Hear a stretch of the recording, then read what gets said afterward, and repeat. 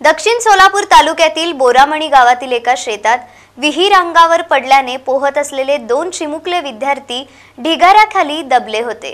महाराष्ट्र शासनाच्या आपत्ती व्यवस्थापन विभाग, अग्निशामक दल विभागाच्या अथक प्रयत्नानंतर त्या 2 चिमुकल्या विद्यार्थ्यांचे मृतदेह बाहेर काढण्यात यश आलंय।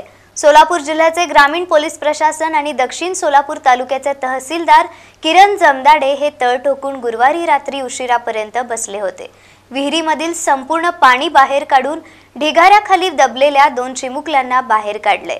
दोघांना शासकीय रुग्णालयात दाखल केलं असता डॉक्टरांनी त्यांना मृत घोषित केले। शुक्रवारी सकाळी दोन्ही चिमुकल्यांचा मृतदेह पोस्टमार्टम करून मृतदेह नातेवाईकांच्या ताब्यात देण्यात आलाय।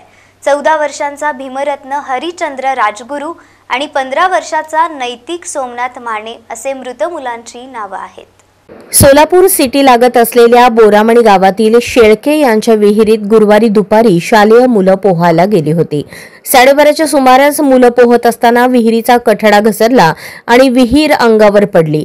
दगड आणि मातीचा ढिगारा पोहत असलेल्या मुलांवर कोसळला। भीमरत्न राजगुरू आणि नैतिक माने ही दोन्ही मुलं त्या ढिगाऱ्याखाली दबली गेली।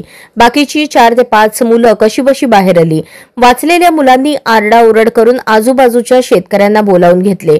घटनेची माहिती मिळताच ताबडतोब प्रशासकीय अधिकाऱ्यांनी आणि कर्मचाऱ्यांनी घटनास्थळी धाव घेतली। विहिरीतील पाणी आणि ढिगारा बाहेर काढल्याशिवाय पर्याय नसल्याने दिवसभर विहिरीतील पाणी बाहेर काढण्यात आले। जेसीबीच्या सहाय्याने विहिरीमधील माती बाहेर काढण्यात आली। गुरुवारी रात्री उशिरापर्यंत काम सुरू होते। मध्यरात्रीच्या सुमारास भीमरत्न राजगुरू आणि नैतिक माने यांचा मृतदेह समोर आला। पोलिसांनी मृतदेह बाहेर काढून शासकीय रुग्णालयात दाखल केला। शुक्रवारी सकाळी डॉक्टरांनी त्या 2 चिमुकल्या विद्यार्थ्यांना मृत घोषित केले आणि पोस्टमार्टम करून मृतदेह नातेवाईकांच्या ताब्यात दिला। विहीर अंगावर कोसळून 2 शालेय विद्यार्थ्यांना जीव गमवावा लागला। त्यामुळे बोरामणी गावात शोककळा पसरली आहे।